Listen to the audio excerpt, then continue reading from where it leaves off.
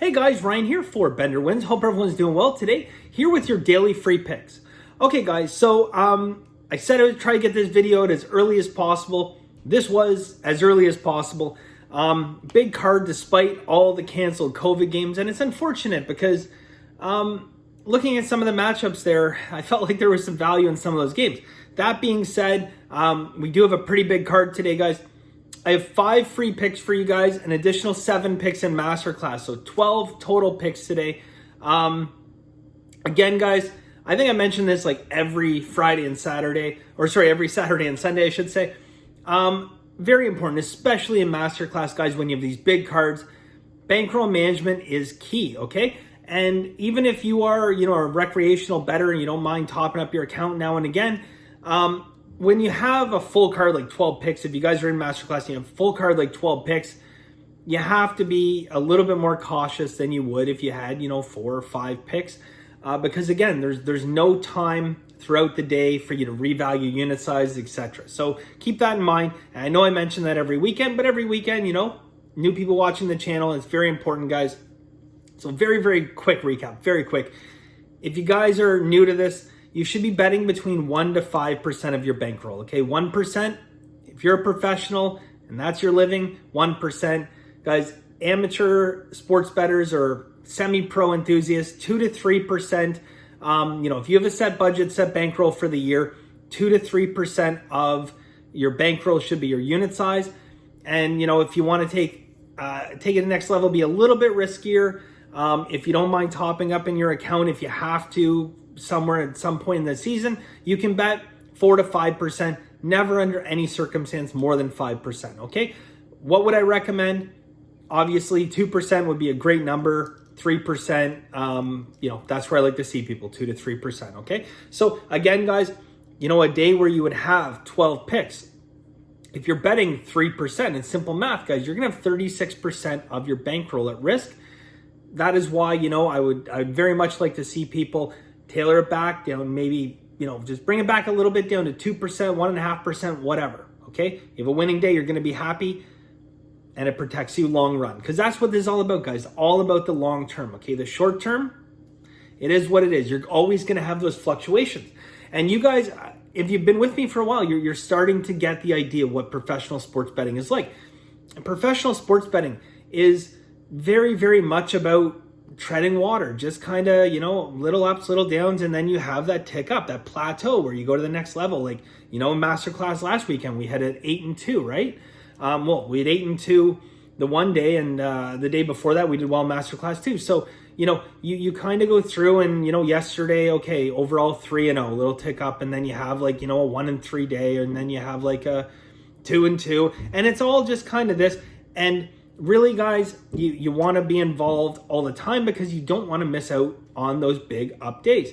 And I wanted to write that. I don't have the exact statistic here, but basically, the stock market going back to like the year like 1900, most of its gains were in less than 100 days, like these big, massive days. And if you missed those 100 days, you would still be up, but you would have missed out on a significant chunk of the return. So sports betting, not that drastic, not that dramatic, but similar. And again, don't quote me on the exact numbers in that, but you can Google it, guys, and you can see what I'm talking about with the stock market, how, people that play like the buy and sell game and they're constantly in and out of the markets. If you miss one of those really, really big uptick days, or even 2 or 3 days, you could have missed a lot of the returns for the entire year. And sports betting is no different. Professional sports betting can be highly demotivational. It really can, because for large chunks of time, you're just doing this, right? And then, it can be really demotivational if you're doing this and then you have a little bit of a downturn. But again, guys, the big upticks, the big days that you get, that's what ultimately is going to give you those really big returns, okay? So with that being said, guys, I'm going to get into it. I've started on Sunday. I'm going to keep working on that tonight and all day tomorrow. But again, guys, I don't have as detailed a breakdown as I normally would. I'm just basically going to give you my picks today, and I apologize about that. But it's coming up on 9 o'clock almost Eastern Standard Time here. And I didn't want to get it too late. So I'm going to give you the picks today, guys, and tomorrow I'll try to be a little bit more detailed, okay? So first off, guys, Army and Tulane, okay? 5 steam and reverse line moves on the under. 3 system indicators, guys. Army and Tulane, we're going to go under 46, okay? Army, Tulane, under 46. All right, next game, guys, TCU. Okay, TCU. In this game, we only had 9 system indicators. Yes, that is right, 9 system indicators in that game, guys. We're going to take them straight up on the money line, plus 133. Okay, so we're just going to take them to win outright, plus 133. Next game, guys, SMU.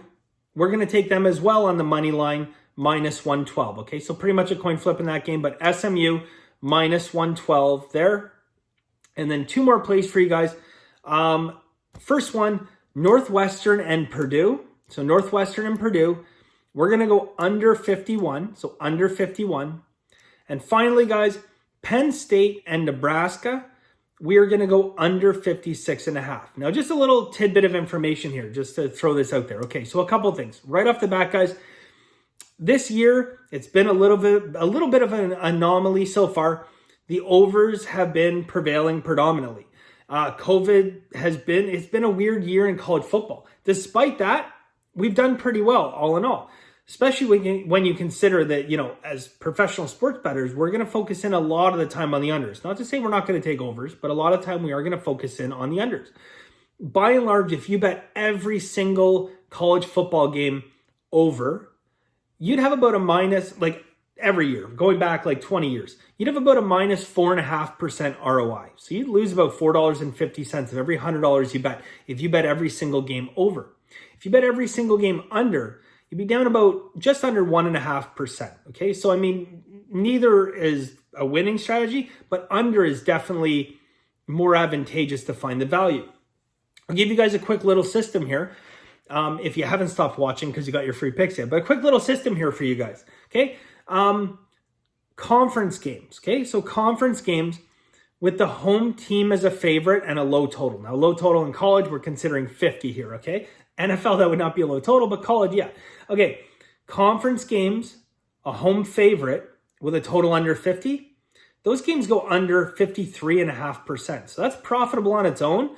But more importantly, how can you use that system? So yes, that's profitable. You can key in, you can make some money. I think if you bet every one of those games, you'd be up like $10,000 betting $100.